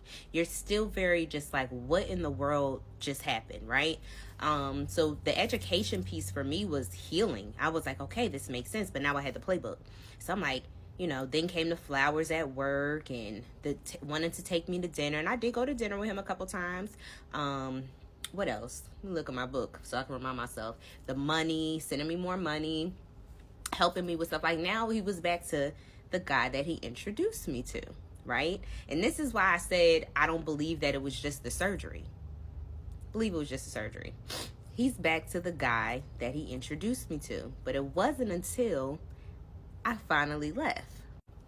Or he got me put out. I don't care how he want to word it. I was gone. But anywho, so I was like, I'm going to watch and I'm going to pray. I'm going to watch and I'm going to pray. And I'm going to see how this plays out.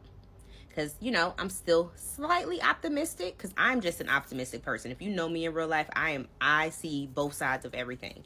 So, but I said, let me watch and let me pray. And in this time period, you know, I'm rebuilding my life. I'm getting my money back up. My best friend had held me down. I was helping her, and she was putting extra money in my pocket. She had found me the job.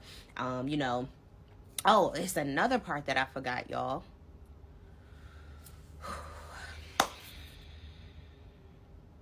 I don't even know where I want to put this now. I'll just insert it here. Shout out to my mama, okay? Cause when he moved out the house, y'all want to know what this man did? He turned off the electricity, turned off the water. I forget, it was something else I think he turned off. So shout out to my mother for giving me the money, because I didn't have it at the time, to get the electricity put my name temporarily. And then I think my mom's husband knew a guy that was able to come out and look at the water and turn the water back on for me, because him and his mad, spiteful self had these things turned off, knowing I'm still in the house. Knowing I'm still in the house, but you are my husband. But this is also the same man that we're talking about now, trying to get me back. But I had to make sure I put that in there. But again, you know, I'm getting my life back on track. My money's getting up, you know, I'm rebuilding. So I said, I'm gonna watch it, I'm gonna pray. And I watched it, I think maybe over a period of maybe 3 months. I watched, and I think we got to April. And by April, I had moved. I was staying in a townhouse. And let me think about this for a second, because I want to make sure I remember. I'm back. We were having a text message conversation. And because I always said, I said, if he's really this person and it wasn't just the surgery, it'll be consistent. I said, but if not, the mask is going to fall off again, because the mask always falls back off when you're dealing with these types of individuals. So I forgot what he said in the text message, but he had said something that let me know he was back.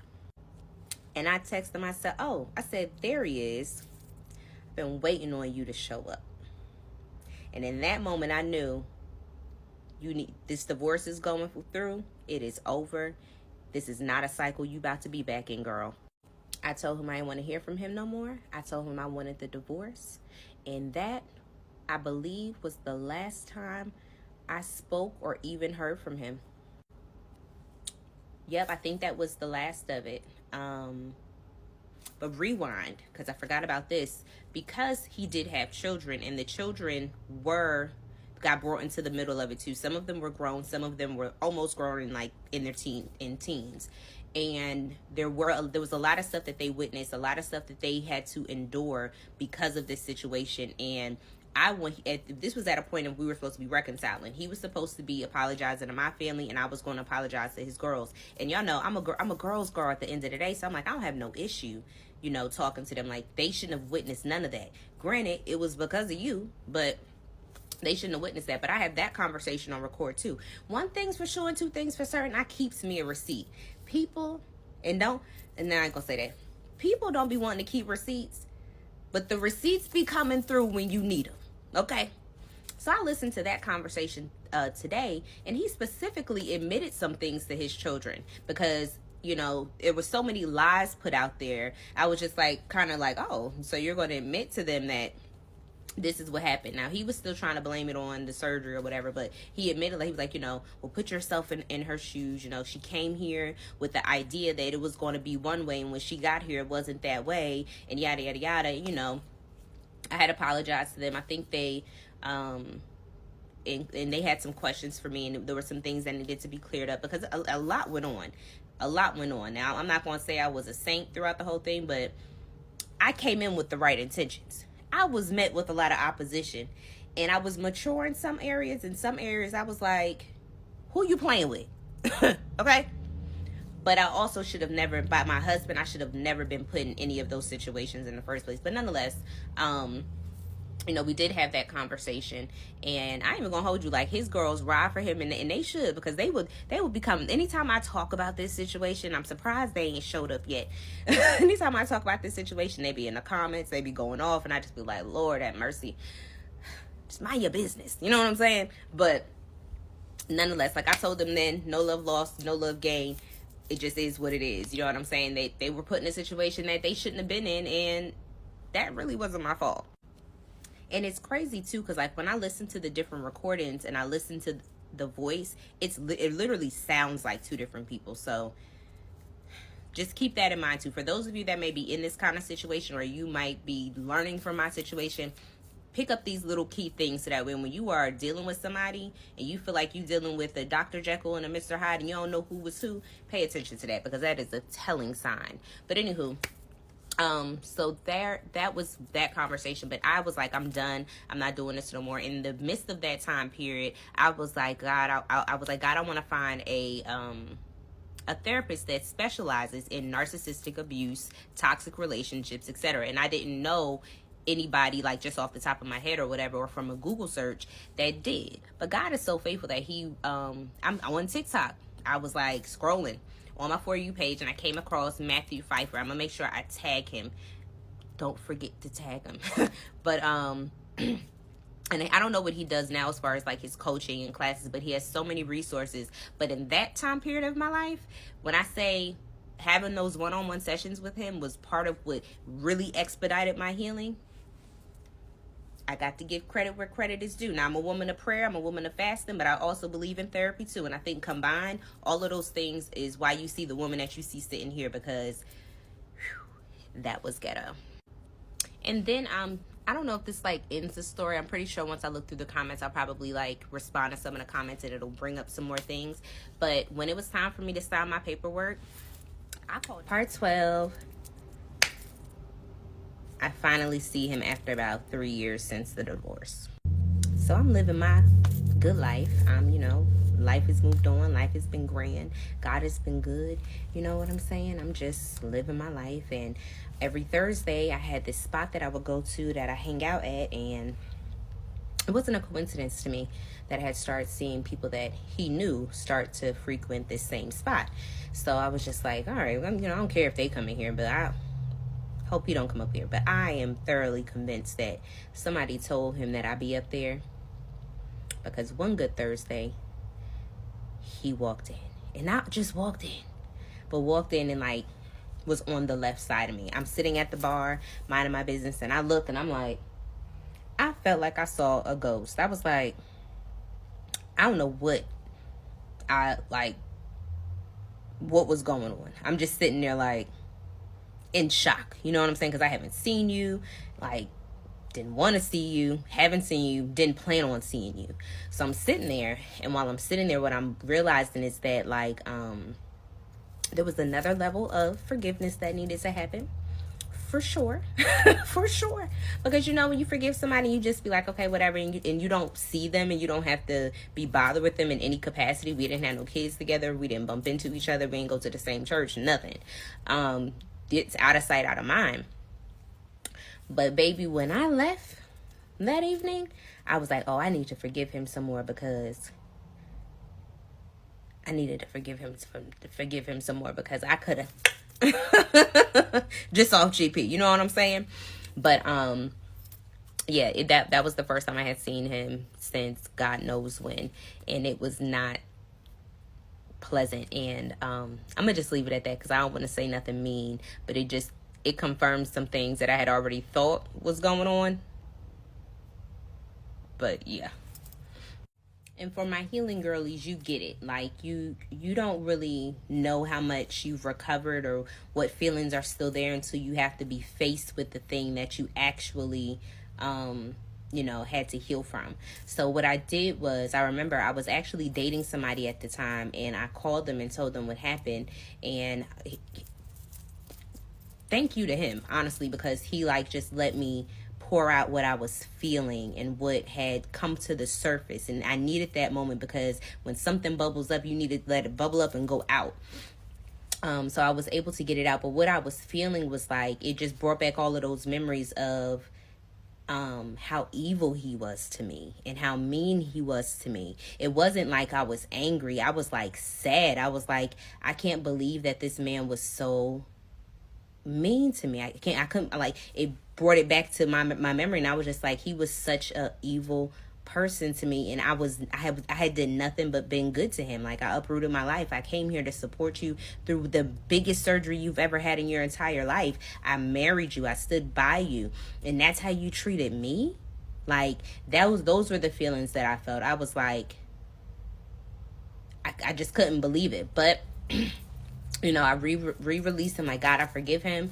Because the Bible says, forgive them, bless your enemies, all of that good stuff. So I just forgave him and let it go. But I also am thankful for that moment, because I wouldn't have known what was still kind of hidden, that still needed to be healed and needed to be revealed and be uprooted up out of me, because I don't want to take any baggage of that into my next marriage, right? Because I'm gonna be married again, and it's gonna be a good marriage, and he's gonna be fine. I'm gonna be attracted to him. All the things are going to line up. He's going to love me like Christ loved the church, and I ain't even tripping off that. But I don't want to bring none of that type of baggage with me. So I was able to release that, and that's done and it's dealt with.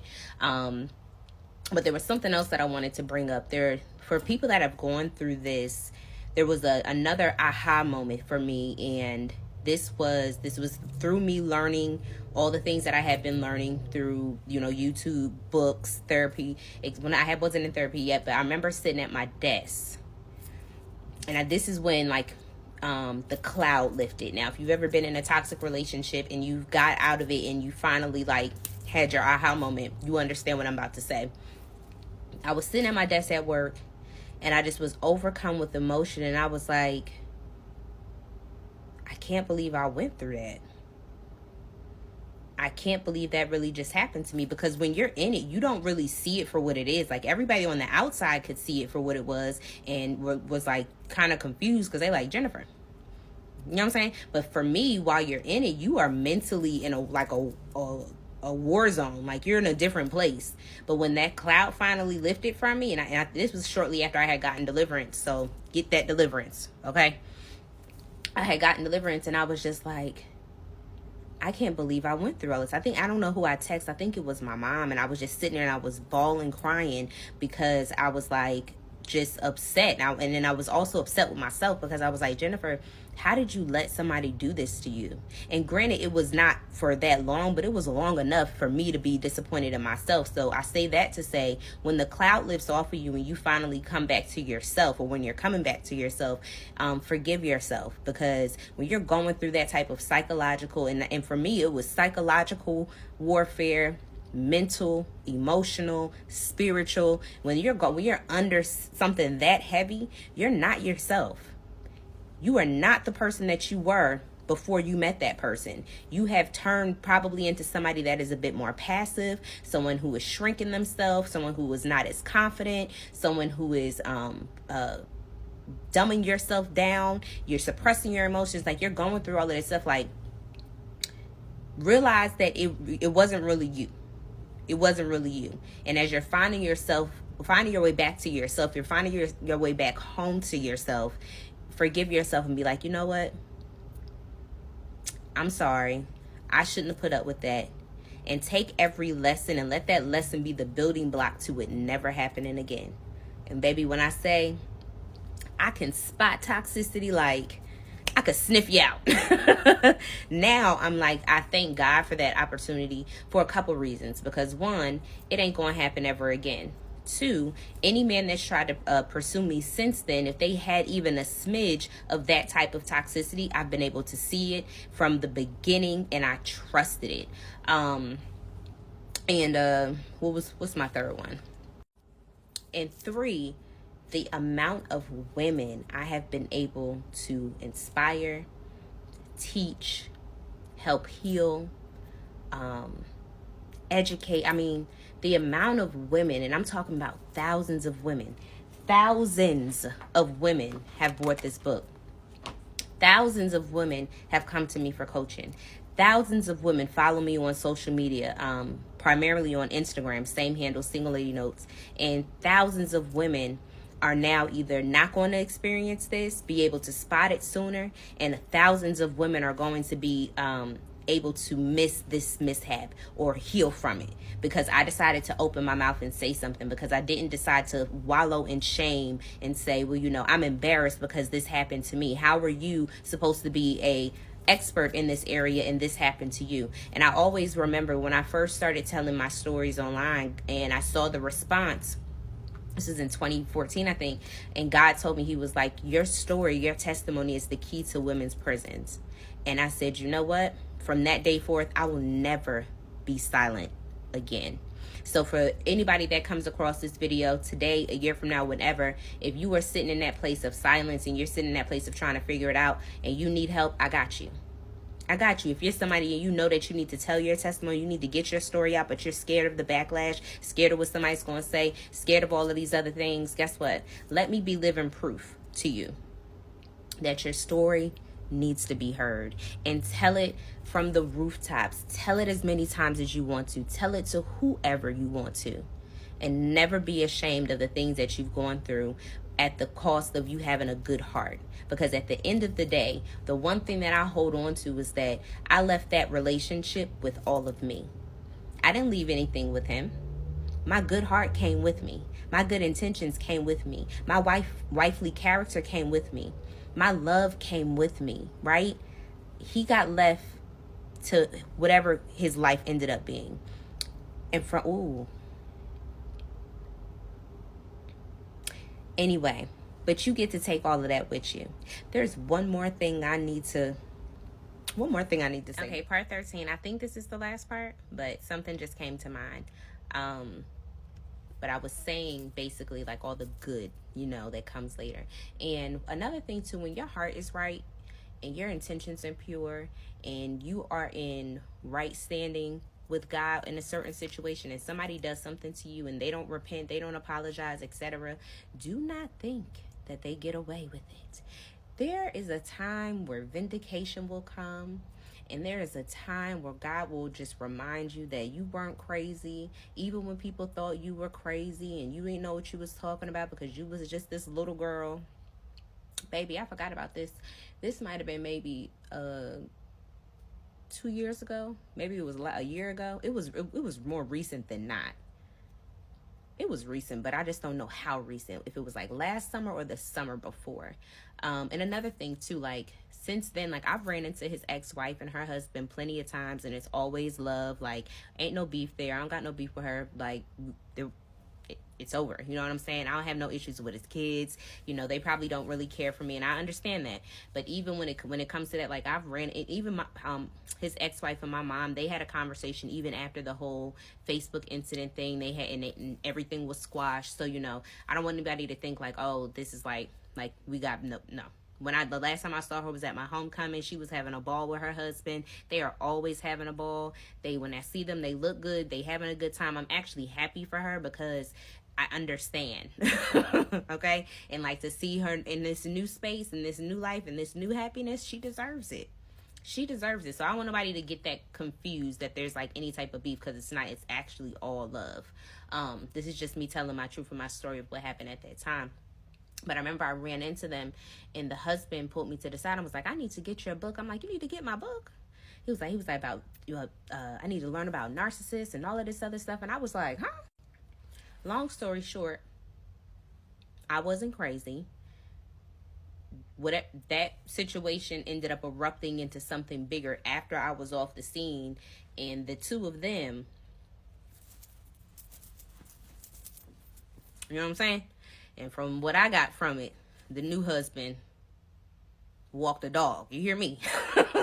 Now, I don't know where they are now. Don't get me wrong, because, of course, I don't ask. I don't keep up. Hopefully, they have reconciled for the sake of the kids, because from what I heard, the only reason that he didn't go any further was because of the child being present.